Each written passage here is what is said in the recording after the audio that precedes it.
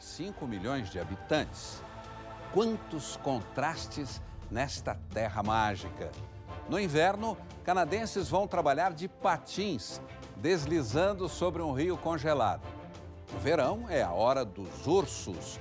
Nas montanhas rochosas, eles parecem brotar das árvores.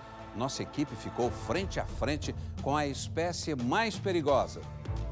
Renas, raposas do Ártico, cachorros da neve. A vida selvagem é riquíssima. A paisagem sem igual. Montanhas de pedra, lagos de um azul intenso, florestas de pinheiros, cataratas impressionantes. E no céu, o espetáculo da aurora boreal. O programa desta noite é uma coprodução com a EPTV, afiliada da Rede Globo.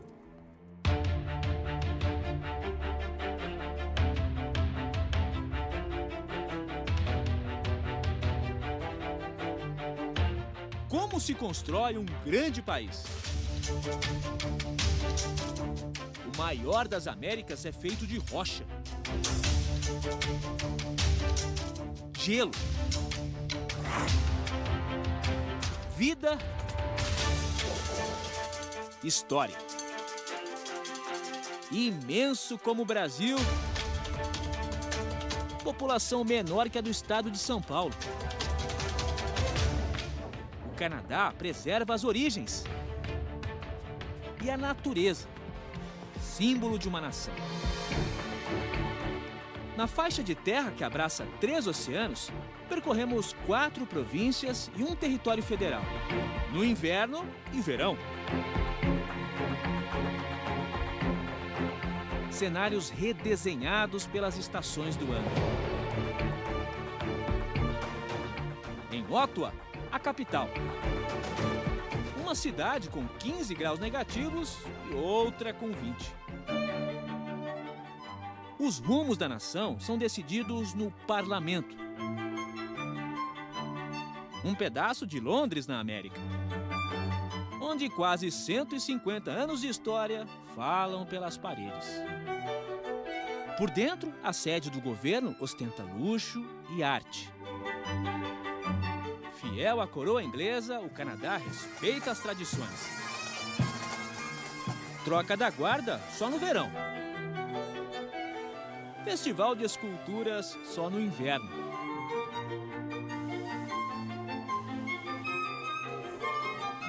Gente de vários países para a tradicional competição. Blocos de gelo viram obras de arte com prazo de validade. Só duram até a próxima estação. Cansado do trânsito nas grandes cidades? Aqui em Ottawa existe um transporte alternativo e divertido. Os veículos são os patins. Nós estamos no Canal Rideau, navegável durante o verão, mas congelado nessa época do ano. Vira uma avenida com quase 8 quilômetros de extensão. Os canadenses podem se orgulhar de ter a mais longa pista de patinação no gelo do mundo. Aqui o tráfego é intenso, mas não aborrece ninguém. Já no verão, quanta diferença! O caminho sólido volta ao estado líquido e permite curtir a cidade de um jeito diferente, remando por essas águas mansas. Construído em 1832 e considerado patrimônio mundial, o Canal Rideau serve de passagem durante o ano todo. O que muda aqui é o meio de transporte. Com 200 quilômetros de extensão, um dos mais antigos canais do mundo liga Ottawa à cidade de Kingston. Foi construído como estratégia militar, mas reina a paz nos passeios de barco e ônibus. Esse aí é o anfíbio. O canal é margeado de ciclovias. Caminho diário da executiva Ainsley durante o verão. Mas no inverno, tudo muda. Ela prepara o material de trabalho e outros apetrechos. Parte a pé. Mas no caminho troca de calçada. Segue deslizando pelo canal congelado por 4 quilômetros até o escritório onde trabalha. O que para muita gente é diversão, para ela é necessidade. Eu costumava usar os patins para ir à escola quando era pequena. As pessoas aqui usam o gelo como meio de transporte. Não há muitos lugares no mundo onde existe isso. É muito especial. A pista de patinação é um programa familiar. Arrasta adeptos desde cedo. Na família de indianos, a avó vai no trenó e o mais novo no carrinho. É diversão para todas as idades, desde o bebê de 2 meses à minha mãe, que tem 65 anos. Como em todo canto do mundo, tem brasileiro na pista. Tem essa pista para poder passear, brincar, se divertir, pública, fora o visual, que é maravilhoso. Quem não tem patins pode alugar. Na teoria é fácil. O problema é a prática. Mas é preciso estar preparado para um inimigo da patinação, o mico. Tem 5 minutos sem... Aí.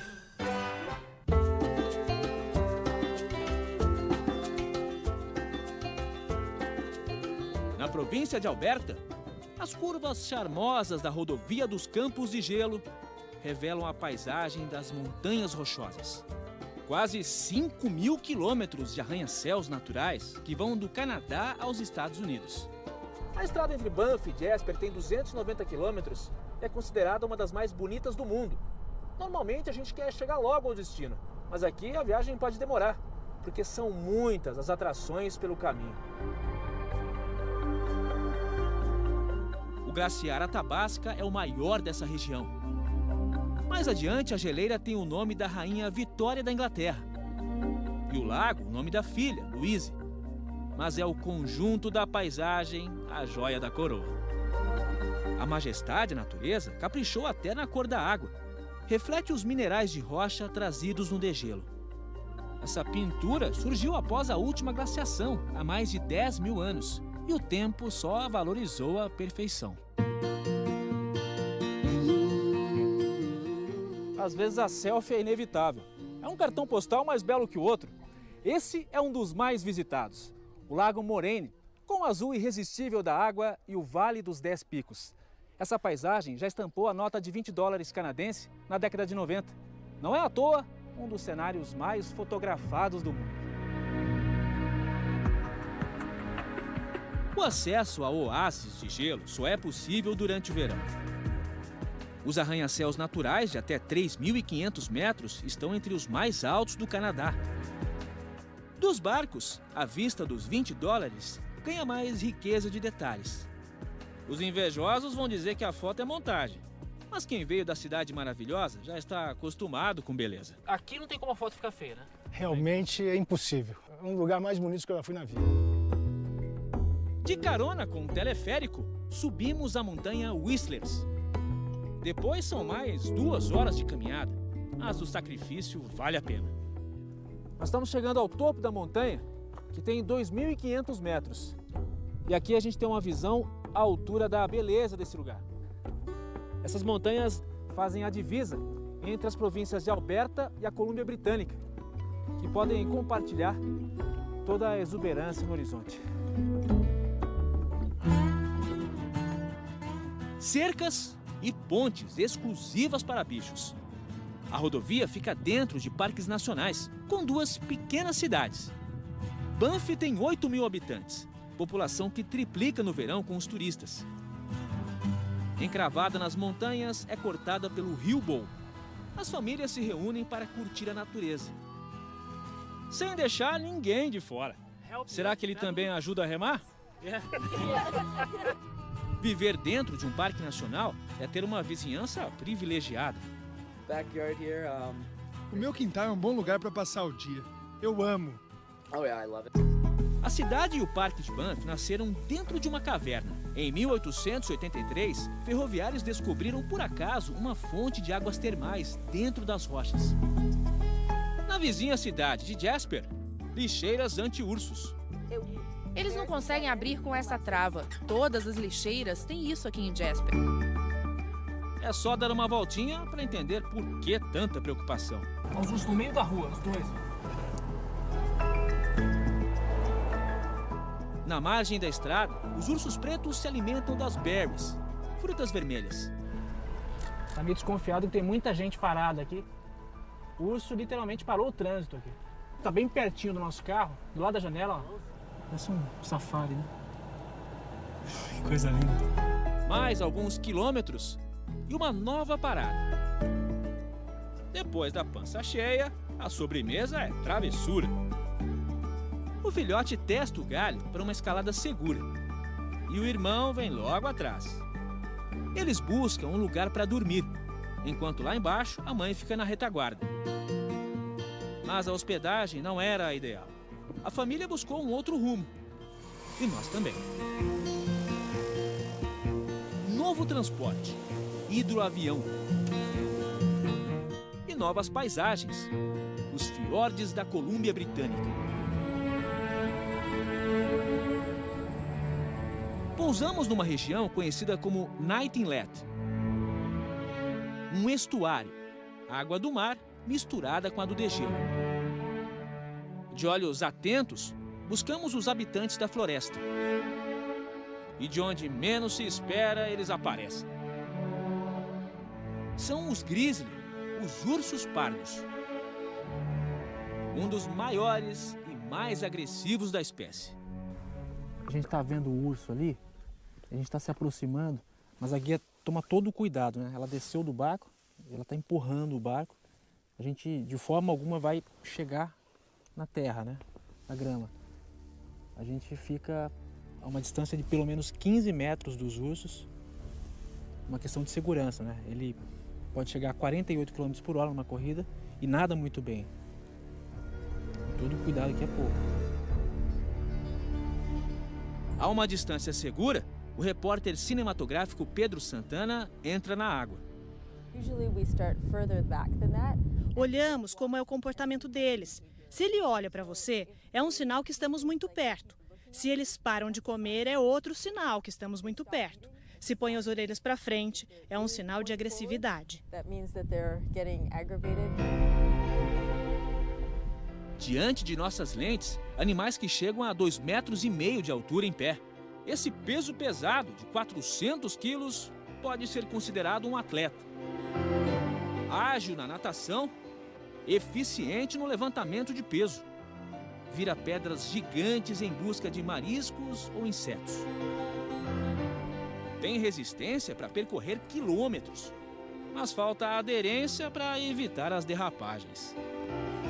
75% da dieta dos ursos é feita de raízes, folhas, frutas e insetos.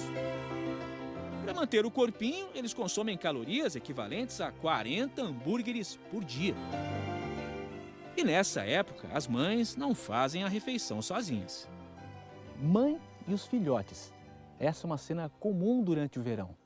Os pequenos nascem no inverno e agora estão com poucos meses de vida, ainda em fase de amamentação.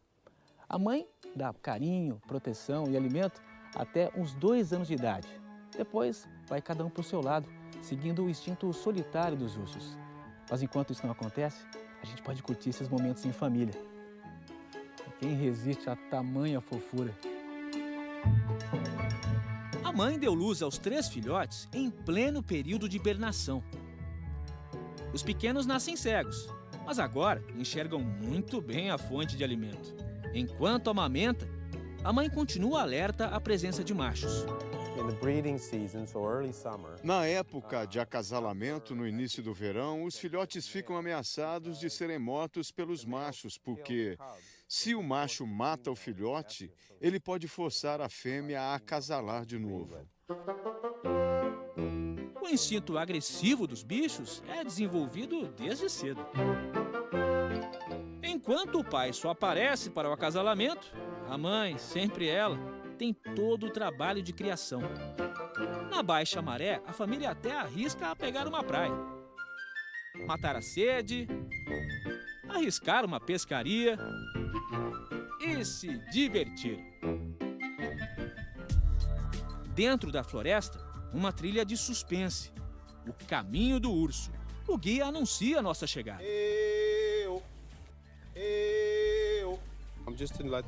Vamos deixar o urso saber que não somos uma ameaça. E a reação dele vai depender da nossa. Se ele aparecer, a dica é nunca correr.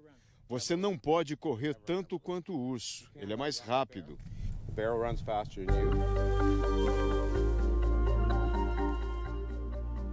Em alguns minutos de caminhada, lá está a dona e o herdeiro do pedaço. No mais maternal dos momentos. A gente está observando ali a mamãe ursa e o filhote. Essa região aqui tem pelo menos 60 ursos. E há algumas horas que a gente está vendo os dois ali e não temos nenhuma arma para nossa proteção.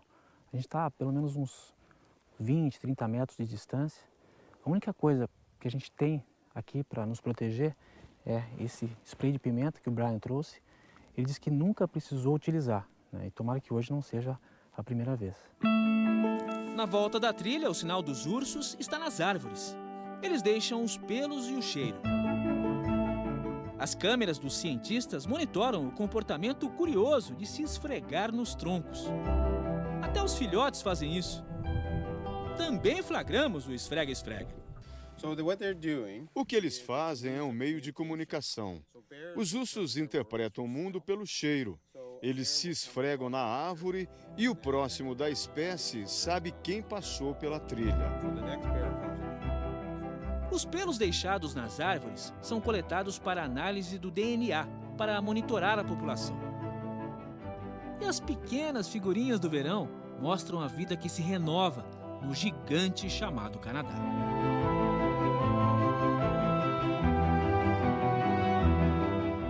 Os cachorros da neve, atletas do frio e a beleza da aurora boreal. É daqui a pouco.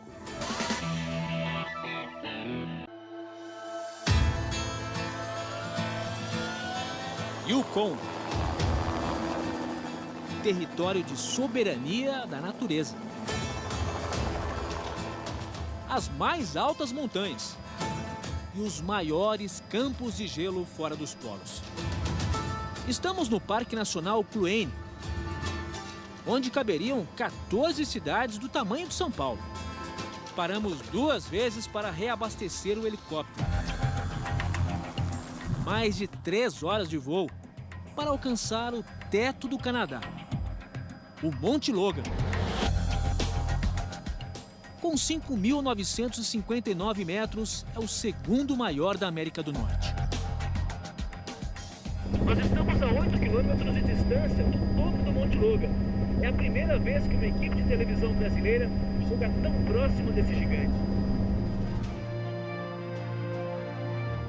São poucos minutos perto do maciço.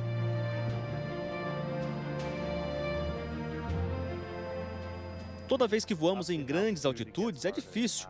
O ar é rarefeito e se exige mais dos controles para estabilizar a aeronave. Já na linha do Círculo Polar Ártico, Yukon é vizinho ao Alasca. A ligação é por uma estrada construída durante a Segunda Guerra, a Alaska Highway. Com 2.000 quilômetros, foi concluída em apenas 8 meses.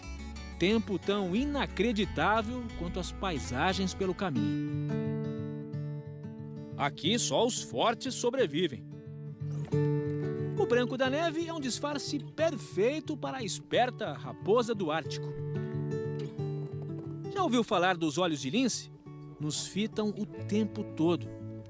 2 fêmeas desconfiadas e atentas. Esse gato de 20 quilos tem patas largas para vencer o gelo e ter sucesso na caça. Mais conhecido pela força que pela beleza, o alce é um brutamontes de 250 quilos e 2 metros de altura. Esse está na troca dos chifres. No gelo é difícil encontrar grama, mas o caribou não desiste. São as famosas renas, companheiras inseparáveis do Papai Noel. Mas em Yukon, trenó é puxado a motor.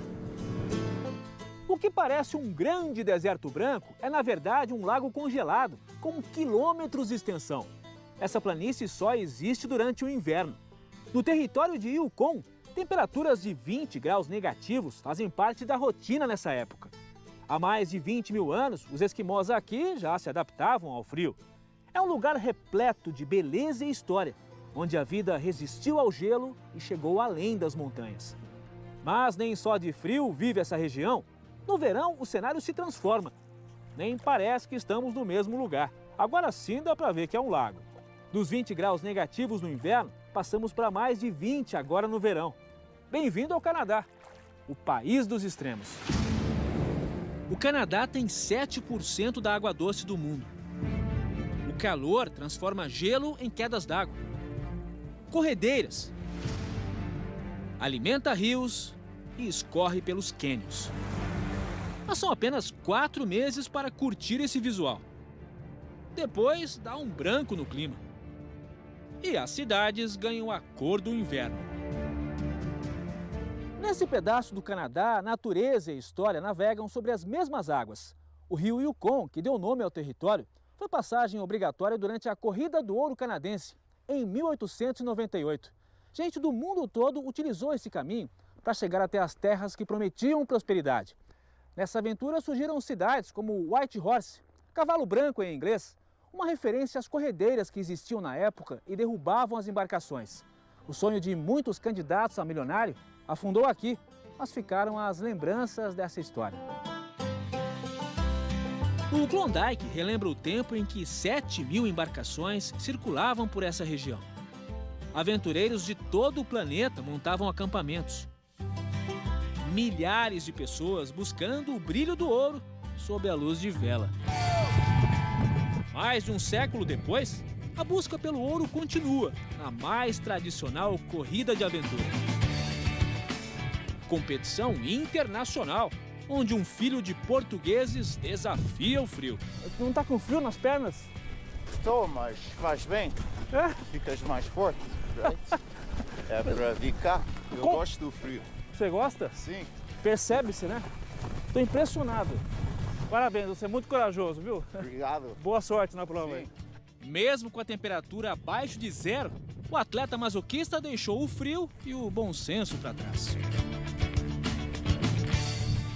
Um cenário como esse nos convida a conhecer a natureza, inclusive o que está debaixo da neve. Hoje nós vamos fazer uma pescaria diferente, os moldes dos antigos povos canadenses. Antes, eles usavam uma rocha ou algo pontiagudo para abrir um buraco no gelo. Hoje, a tecnologia facilitou um pouco as coisas. David, o nosso guia, faz um buraco de 1 metro de profundidade no gelo. Está cortando o peixe em pedacinhos aqui para fazer a isca. Nós vamos tentar a truta do lago. How many? Mas a honra ficou para os donos da casa. O canadense fisgou um pequeno e deu o troféu para o sobrinho. O segredo? Patience.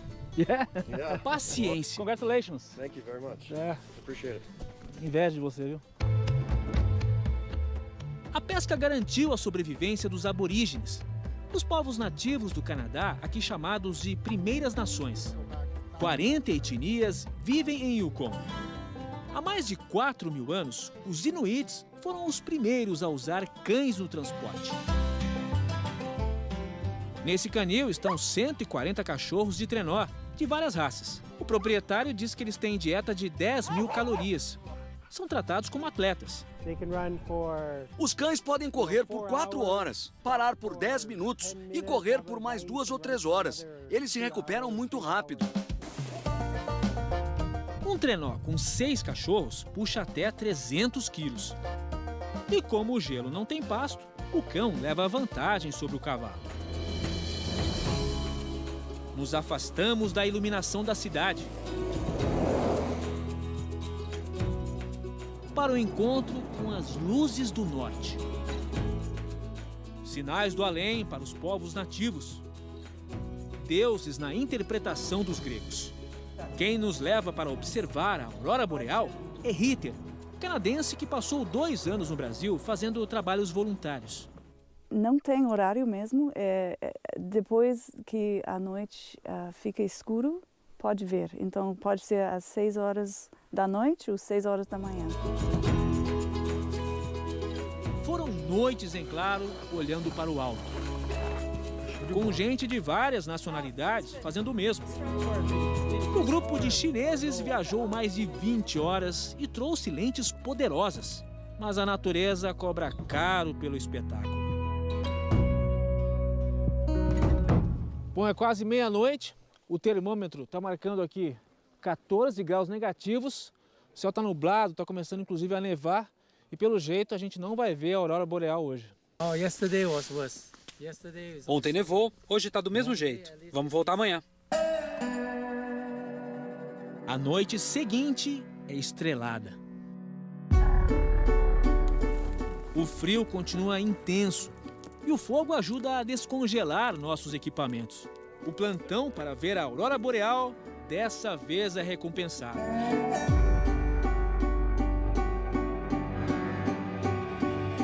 Os primeiros raios de luz são um pequeno borrão para nossas lentes.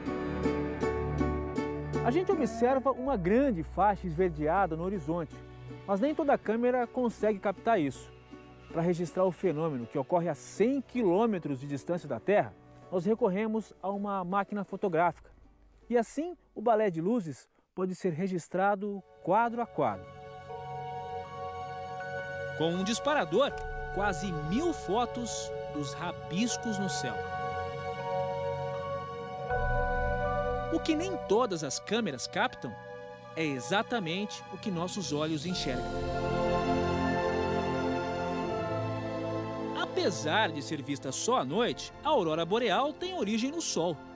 Rajadas de ventos solares viajam até a Terra trazendo partículas que são atraídas pelos polos magnéticos. Quando se chocam com a nossa atmosfera, liberam essa energia colorida. A turista de Americana, interior de São Paulo, quase não acredita no que vê. A forma como ela aparece, desaparece, ela tem um certo movimento, né? É um privilégio. Na cidade da Corrida do Ouro, tudo o que reluz é mágico, na terra ou no céu.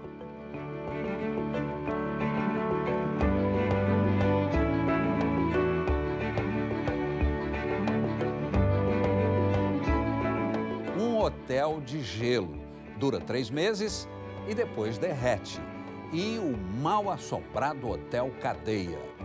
Voltamos já já.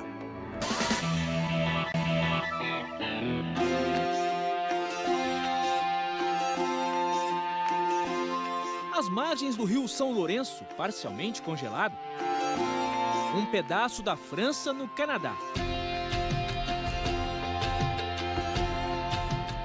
Desde 1608, o idioma oficial é o dos colonizadores. Bonjour, Brasil!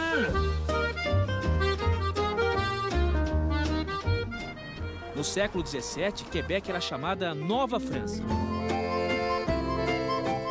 Nas páginas mais violentas de sua história, se rendeu ao domínio inglês, mas resgatou as origens, construindo uma fortaleza de 4 quilômetros.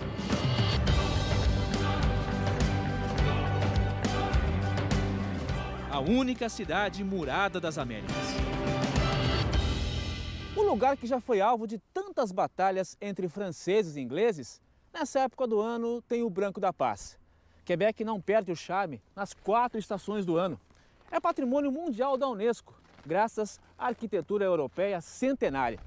Tem construções imponentes, como a do Château Frontenac, o castelo que já foi sede do governo, e tem um tamanho proporcional à beleza desse lugar. O castelo, construído no século XIX, tem 77 metros de altura e 650 quartos. No inverno, Quebec tem outras construções surpreendentes. Toneladas de neve e gelo foram o material de construção desse hotel, com obras de arte nas paredes. Luzes de LED dão um toque especial aos 44 quartos.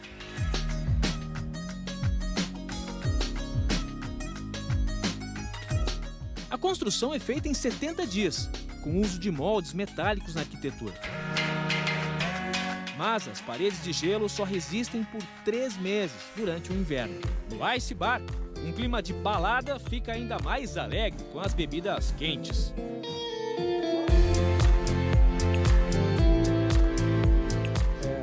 Evidentemente que o gelo aqui já está no copo, né? Em todos os ambientes, a temperatura chega a no máximo 3 graus. O Hotel de Gelo tem até uma capela. Mais de 200 casais já disseram sim naquele altar. Talvez por isso, há quem diga que casamento é uma fria. Para uma segunda lua de mel, os brasileiros Vilmar e Daniela vieram conhecer o Hotel de Gelo. São de Curitiba, onde o inverno é quase canadense. Estou acostumado com frio, adoro frio, né? Então, por isso a gente escolheu também visitar o Canadá. Eu passo mais frio lá do que aqui. As amigas canadenses Emily e Milena vieram passar uma noite no Hotel de Gelo. E só na preparação para ir para a cama foram pelo menos 20 minutos. São várias camadas de proteção. Como será dormir nesse congelador? Emily garante que não passou frio. É uma experiência única. Precisamos fazer isso uma vez na vida. É divertido. Pergunto a Milena como foi ir ao banheiro à noite, toda embrulhada desse jeito. É melhor ir antes de toda a preparação ou esperar até o amanhecer. Hotéis pouco convencionais são uma especialidade do Canadá. Quem vê as grades do lado de fora pensa que é um presídio. Quem entra no prédio tem certeza. Mas acredite, é preciso pagar para dormir aqui. Construído em 1862, tem 70 celas oferecidas para hospedagem. É uma experiência fascinante circular pelas celas. É um jeito de ir para a cadeia sem ser um fora da lei. O presídio chegou a ter mais de 1.000 detentos, inclusive mulheres e crianças a partir dos 9 anos de idade. A lista de crimes incluía loucura, bebedeira e falta de limpeza na casa. Como o prédio não tinha aquecimento, os presos enfrentavam escuridão e frio. Por isso, era considerado muito severo. Essa aqui é a ala dos presos que eram condenados por crimes mais violentos. São as solitárias, né? E hoje são quartos do hostel. Ela vai mostrar pra gente aqui, olha só. Olha o tamanho da cela aqui, impressionante. O espaço aqui é muito pequeno, 1 metro mais ou menos, no máximo. Interessante que antigamente as pessoas pagavam para não estar aqui, né? E agora elas desembolsam $35 para dormir numa cama de presidiário. Olha só, meio claustrofóbica aqui a experiência. Esse era um caminho sem volta, o corredor da morte. Desciam por essa escada os condenados por assassinato. Foram 3 durante o funcionamento da cadeia. E a pena máxima nesses casos era a execução pela forca. E quem morreu aqui ainda assombra os corredores. O alfaiate irlandês Patrick James Whelan foi acusado de matar um político no Canadá em 1869. Várias pessoas dizem ver um homem parecido com Patrick ajoelhado e depois saindo da cela em direção à forca.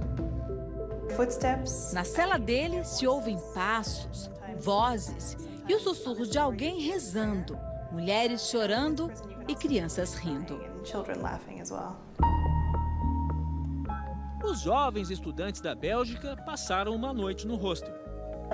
Até gostaríamos de ver os fantasmas. Esperamos, mas não apareceram. Não há grades que prendam a imaginação.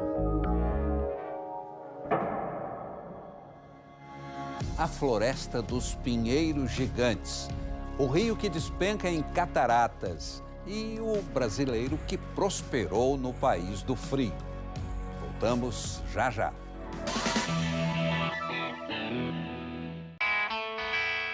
Na província da Colômbia Britânica, uma ilha de prédios cercada pelo Pacífico. Vancouver.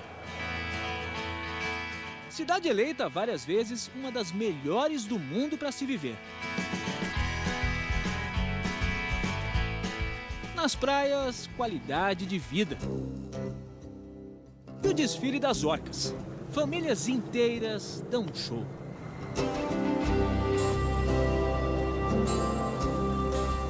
Na cidade onde se respira a natureza, a caminhada é sobre os maiores pinheiros do mundo. O Parque Capilano tem uma ponte suspensa com 140 metros de saculejo. É como se a gente estivesse flutuando no topo das árvores. A ponte é sustentada por cabos de aço. Mas quando foi construída, em 1889, o material era fibra de cânhamo, uma planta da família da maconha. Balançava bem mais. É um passeio para quem não tem enjoo nem medo de altura. Lá embaixo, a 70 metros, está o rio Capilano e a paisagem faz qualquer um balançar.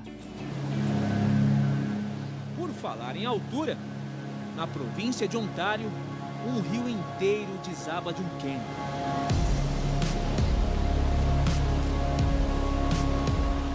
São as Cataratas do Niágara,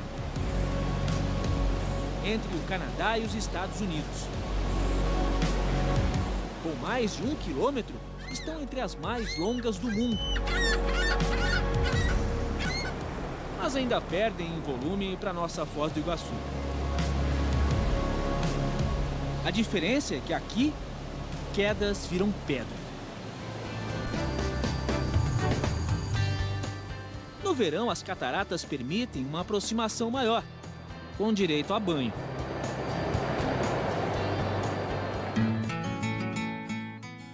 Em Niagara-on-the-Lake, uma cidade repleta de cores no verão. Conhecida pelos vinhedos, tem parreirais dando frutos no calor. Mas as uvas só são colhidas durante o frio. Ressecadas pelas baixas temperaturas, produzem um dos vinhos mais apreciados do mundo, o Ice Wine. É como colocar a uva na geladeira, com 6, 7, 10 graus negativos. A água da fruta congela e a concentração de açúcar fica 2 vezes maior. Mas para produzir 200 litros de vinho, se consome 1 tonelada de uva. Por isso, é uma bebida para gosto e bolso refinado. É um vinho muito doce, concentração muito alta de açúcar, muito saboroso. Pode o mundo caber dentro de uma cidade? Se for em Toronto, a resposta vem em 140 idiomas. Where are you from? India. Jamaica. Bangladesh. China. Banhada pelo Lago Ontário, iluminada pela torre agulha chamada CN Tower, Toronto tem um pouquinho de cada canto do planeta. Os primeiros europeus a navegar por essas águas para chegar ao Canadá foram os vikings durante a Idade Média. Séculos depois, franceses e ingleses disputaram territórios e colonizaram o país. Aí vieram alemães, italianos, gregos e as portas se abriram para outros povos. Hoje, de cada 2 moradores de Toronto, 1 nasceu fora do Canadá.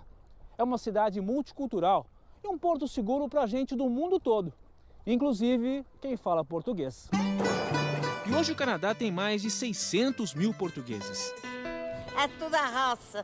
Tem de tudo. Tem de tudo. Com a proximidade da língua, adivinhe quem chegou depois.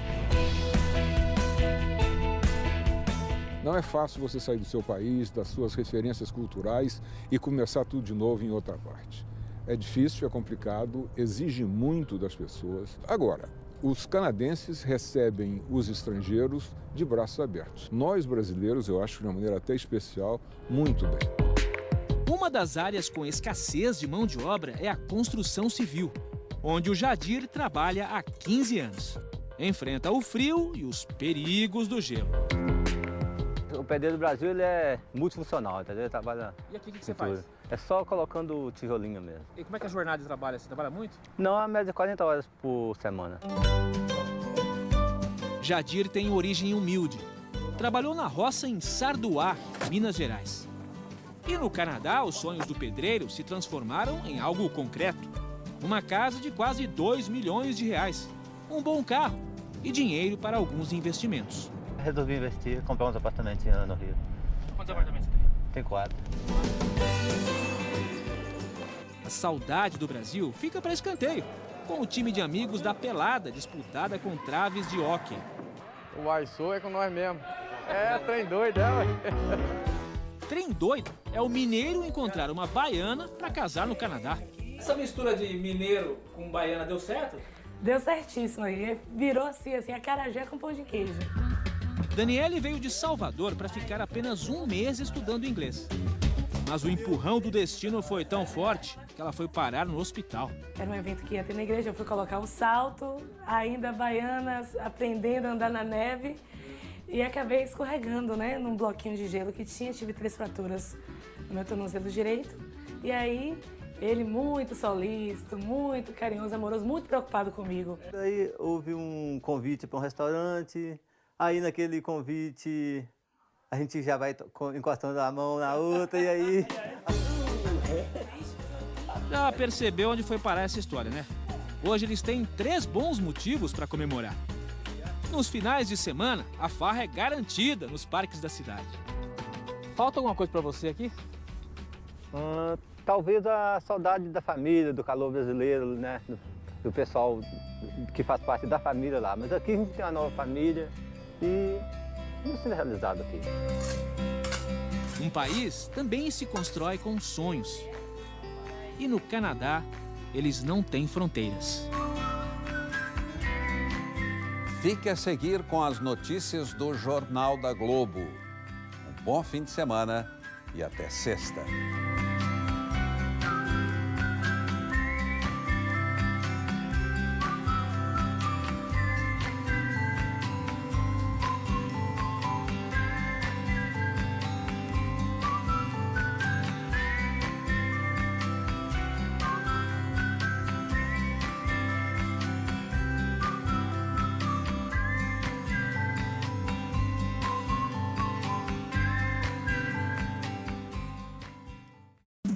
Globo Repórter.